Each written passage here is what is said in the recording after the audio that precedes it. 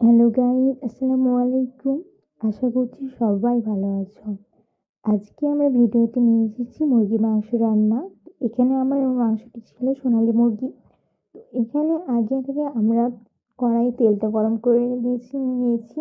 এরপরে সেখানে পেঁয়াজ, রসুন, মরিচ একসাথে দিয়ে দিয়েছি। তারপরে তেজপাতা, দারচিনি, লং, এলাচ দিয়ে দিলাম। এখানে আমি অবশ্য আগেই দিয়ে দিই পেঁয়াজ মরিচের আগে, কিন্তু আজকে একটু মিস্টেকের জন্য পরে দিলাম। তো এরপরে ভালো মতো পেঁয়াজটা নেড়ে চেড়ে নিব। এই যে দেখো, নাড়ার পর এরকম ভাবে হয়ে আসলে হালকা যখন লাল বর্ণ হয়ে যাবে, তারপরে এখানে স্বাদ মতো লবণ দিয়ে দিচ্ছি, হলুদের গুঁড়ো, ধনিয়া, জিরা এবং গরম মশলার গুঁড়ো। এরপর ভালো মতো মশলাটাকে আমরা কষিয়ে নিব।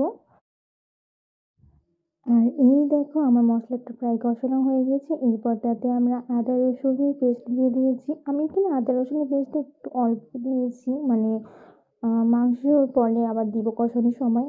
আর আমার একটু মনে হয় যে কষানোর সময় যদি আমি পেস্টটা দিই, আদা রসুনের পেস্টটা দিই, তাহলে একটু সেন্টটা বের হয়। এখন তোমরা আগে দিতেও পারো, পরে দিতেও পারো। তো এরপরে আমরা মাংসটা দিয়ে দিয়েছি। মাংসটা দেওয়ার পরে ভালো মতো কষিয়ে নিলাম। কষানোর মধ্যখানে এখানে আমি অ্যাড করে দিচ্ছি একটু লেবুর রস। আমার কাছে মনে হয় যে লেবুর রসটা দিলে মাংসের যে কাঁচা গন্ধটা সেটা চলে যায়। আর মাংসটা একটু শক্ত শক্ত আসে অবশ্য, বা বেশি ইউজ করা যাবে না লেবুটা, তাহলে অনেক বেশি হার্ড হয়ে যাবে, তখন আমার খেতে অত ভালো লাগবে না। তারপর এখানে আমরা আদা পেস্টটা বাকিটুকু একটু দিয়ে দিয়েছি। উম, আর তারপরে আমরা মরিচের গুঁড়া দিয়ে দিলাম।